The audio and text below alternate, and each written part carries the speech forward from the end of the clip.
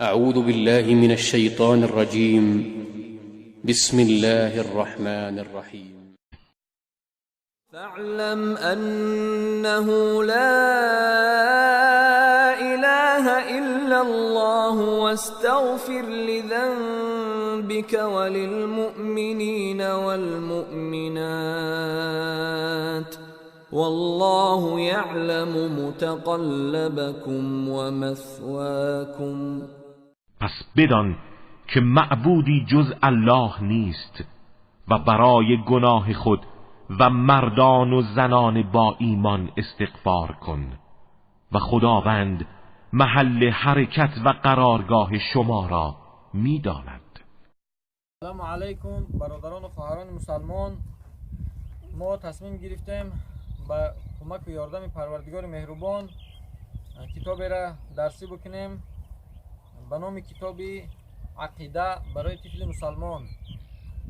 و برادران و خواهرانی که فرزند دارین این نوار را تماشا میکنین، چی در تاجیکستان هستین، چی در آسیای میانه، در اروپا، در شهرهای روسیه، در تمام جهان که زندگی میکنین، کوشش بکنین که از همین درس ها با فرزندان خودتون انشاءالله نشان بتین، تعلیم بتین.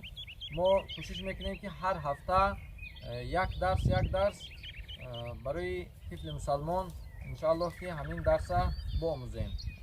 و بعد از این ما نیت داریم انشاءالله کتاب زبان عربی را، درس‌های زبان عربی را انشاءالله که در راه مانیم و قرآن، تعلیم قرآن، تجوید قرآن انشاءالله در درس بمانیم.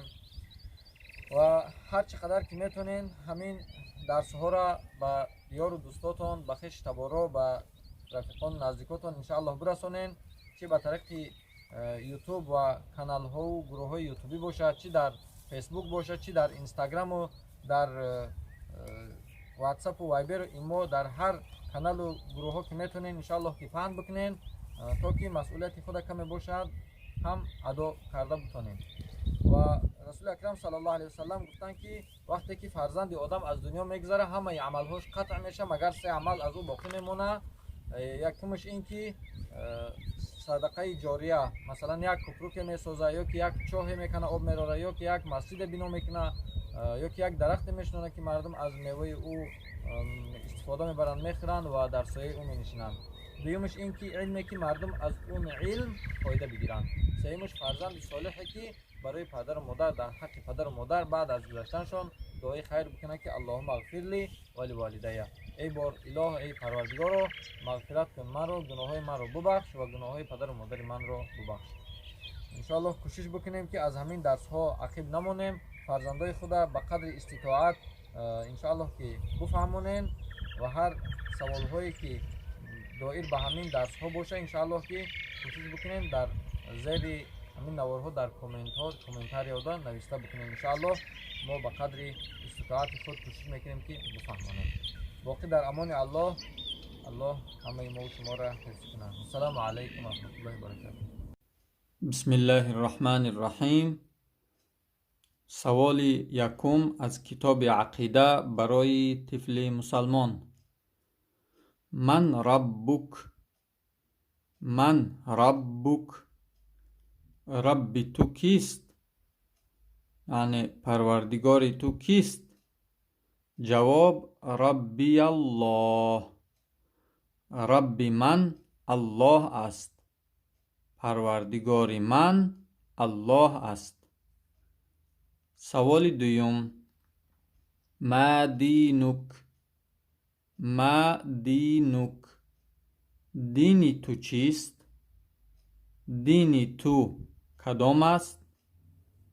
دینی الاسلام، دین من اسلام است، یعنی من در دین اسلام هستم. سوال سیوم. من نبیک، من نبیک، پیغمبری تو کیست؟ پیغمبری تو کیست؟